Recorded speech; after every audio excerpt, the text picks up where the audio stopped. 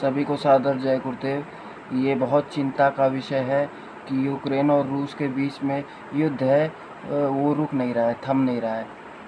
तो ये बहुत चिंता का विषय है समस्त भारतवर्ष के लिए, क्योंकि कहीं भी अशांति का माहौल होता है तो पूरे विश्व में जो है अशांति का माहौल इस समय चल रहा है युद्ध के कारण। जो दो देशों के बीच में युद्ध चल रहा है, तो सबसे पहले तो मैं उन देशों से हाथ जोड़ करके प्रार्थना करना चाहूँगा पूरे जय गुरुदेव संगत की तरफ से कि युद्ध जो है आपसी सहमति से और आपसी विचार से आप लोग बंद कर दें। इससे कोई फ़ायदा नहीं है, समाज का मानव जाति का नुकसान ही नुकसान है। तो आप सभी लोग जो हैं, जो भी देश युद्ध में शामिल हैं, वो युद्ध आपसी सहमति से, आपसी सूझबूझ से, आपसी एकता से बंद कर दें। क्यों? युद्ध से किसी का आज तक फ़ायदा हुआ नहीं। जो लोग अकाल मृत्यु में जा रहे हैं, वो तो अकाल मृत्यु इस देश के लिए, दुनिया के लिए या किसी भी अन्य देश के लिए अच्छी बात नहीं है। ये सब बातें समझनी चाहिए और इस बात पे विचार होना चाहिए कि युद्ध नहीं करना चाहिए। दूसरी महत्वपूर्ण बात मैं ये कहना चाहूँगा कि भारत का जो धर्म है, जो धार्मिक किताबें हैं, वो पूरे विश्व में लागू होनी चाहिए। चाहे वो विश्व के सारे स्कूल हों, सरकारी दफ्तर हों, कार्यालय हों, राजनीति में भी भारत के राजनेताओं को और अन्य देश के राजनेताओं को भारत के धार्मिक ग्रंथ को एक आधार मानते हुए अपनी देश की व्यवस्था को चलानी चाहिए। ये इससे क्या होगा कि अभी जो युद्ध के हालात बने हुए हैं वो थम जाएंगे, क्योंकि भारत के धार्मिक ग्रंथों में ये लिखा हुआ है कि दया धर्म जब बसे शरीरा और ताकर रक्षा करे रघुवीरा।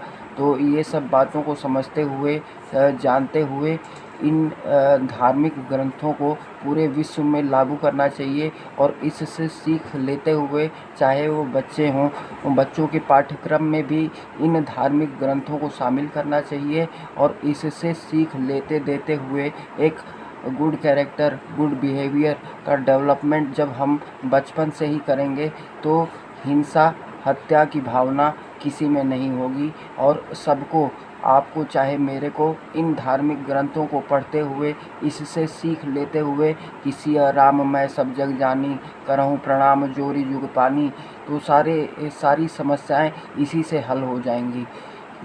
दूसरी बात एक और है कि जो भी सत्संगी सरकारी प्राइवेट दफ्तरों में काम करते हैं, जहाँ भी काम करते हैं, वो अपने काम को शुरू करने से पहले जय गुरुदेव नाम की ध्वनि और शाकाहार के बारे में ये सबको बताएं, समझाएं और खुद भी करें जय गुरुदेव नाम की ध्वनि और औरों को भी कराएं। तो इससे क्या है, जय गुरुदेव नाम बोलने से आदमी में परिवर्तन होगा। वो हिंसा छोड़ करके दया भाव उसके अंदर भरेगा। तो हिंसा, हत्या और ये आतंकवाद, एरियावाद, ये जितने भी प्रकार के वाद हैं, इनसे आदमी दूर रहेगा तो एक अच्छे समाज का, एक शांतिपूर्ण समाज का और वातावरण का निर्माण हो सकता है। मेरी आप सबसे अर्जी है कि धार्मिक ग्रंथों को और धर्म को आधार बनाते हुए देश और दुनिया के लोग अब देश और दुनिया की व्यवस्था को चलाएं, तब इस देश का एक अच्छा वातावरण बन सकता है। नहीं तो देश का जो भविष्य है और दुनिया का जो भविष्य है वो गर्त में है। ये अच्छा किसी देश के लिए भी नहीं है कि हम हिंसा करें, हत्या करें और आतंकवाद और माओवाद, ये जितने भी प्रकार के वाद हैं, एरियावाद, ये सब नाश करते हैं, ये सब विनाश करते हैं। तो विनाश को आमंत्रण ना दीजिए।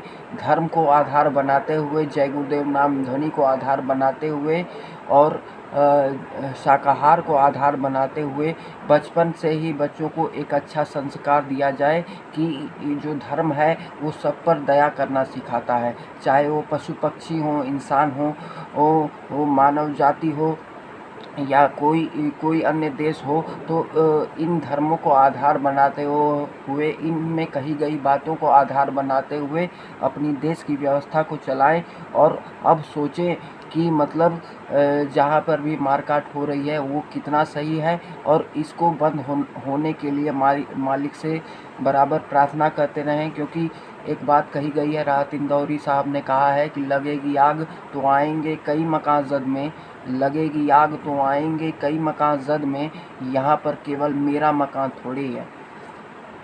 तो ये बातों को भी समझते हुए धर्म के रास्ते पे आ जाएं, हिंसा हत्या बंद करें, लड़ाई झगड़ा बंद करें।